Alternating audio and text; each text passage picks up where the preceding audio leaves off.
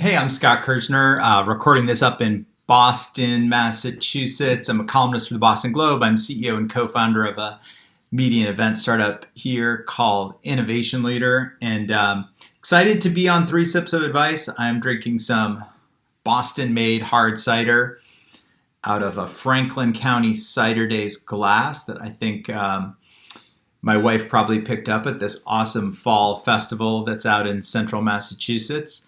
That brings together all kinds of artisanal cider makers.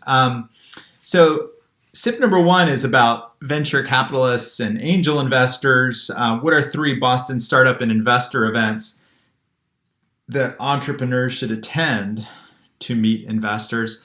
It's an interesting question for 2020 because there's not a lot of in-person events. So I don't really know in the virtual realm what's happening where you could meet investors. In more normal times, there's a great event up here that I helped start called Unpitch that basically is a way for founders from anywhere in the world, doesn't have to be Boston, to get together with venture capitalists. And they do one that's focused on tech, one that's focused on bio. It's run now by the New England Venture Capital Association. So that's one of the events that they, I helped start with some friends a couple years ago. They now run it much better than I did. And the sole purpose is kind of giving people easier access to investors. It's like there aren't really regular gatherings of angel investors in Boston that I can think about. When you go to the Techstars demo days, the Techstars Boston demo days, you tend to see a lot of investors. I'm involved in an event called the Nantucket Conference that normally happens every June. This year, we're hoping it'll happen in September. I'm on the advisory board of that, and there's often some venture capitalists there. I think that's three.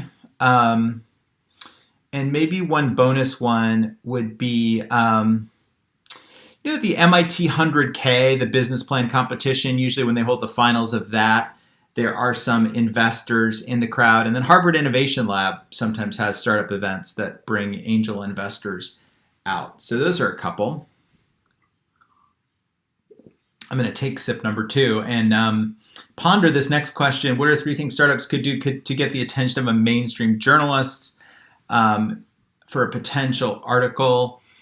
The first thing I say is just be aware of what journalists cover your space, whether it's local newspapers or national blogs or industry sites and publications. And so just be aware of who plausibly might cover you and kind of follow them on Twitter and try to develop a one-to-one relationship with them where you can actually send them a story idea and it would be something kind of within their range of coverage. But you want three things. That's just one thing.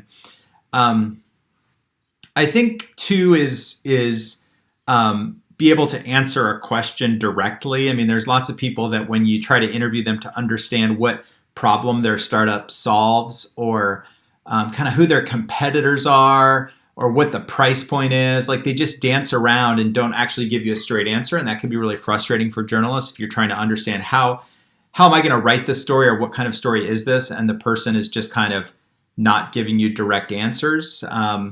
Sometimes it's because they've had too much media training and someone along the way said, don't ever tell people who your competitors are. Don't ever tell people your price point. Well, it can make it tough for journalists. And I think the third thing I would say is, there's different moments when people are going to care about your company. Sometimes it's when the company started or when it's funded, or maybe you've just hired a big name executive from Amazon or Microsoft or SAS Institute or whatever the company is. And, you have to think the way journalists think, which is like not a lot of people just think, oh, it's Tuesday, I should write about your company, but they want to know like what's happening. Is there a funding round?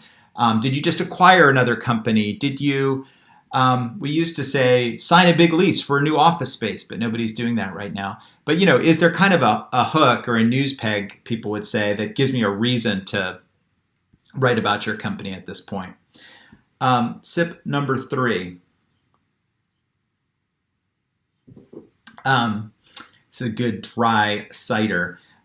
Three things that the typical business owner doesn't understand about the media business and my style of writing.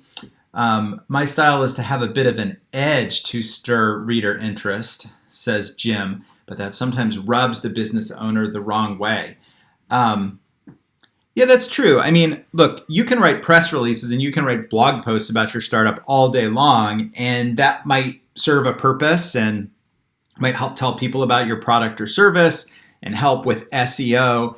But often journalists do want to have not an edge, but just like I was saying before, a reason to write about the company, a David versus Goliath story about a big entrenched company that you're trying to compete with or trying to underprice or trying to pull customers away from in some way. And so I do think, the journalist's goal is to get people to read an interesting story that feels somewhat timely, usually, right? And so you kind of have to relinquish control. And if you're going to write a press release or blog post, great, you have control over that. But I think that, journalists do need to figure out, like, how am I going to make people care about the story? What's the most interesting element to me? How can I highlight either conflicts or interesting quandaries or challenges the company's dealing with, or tell a cool story about how they found their first customer? And you can suggest and you can try to serve up interesting tidbits that they might latch onto, but you really do have to relinquish control. I realize I didn't talk for long enough, but look, let's be honest. I'm at 6 minutes and 30 seconds. I think that's much longer than most people want to watch a YouTube video. Anyway, it's Friday afternoon here in Boston. It's both Father's Day weekend right now and my birthday weekend, so I'm going to check out a little bit early. But thanks for watching if you made it all the way to the end.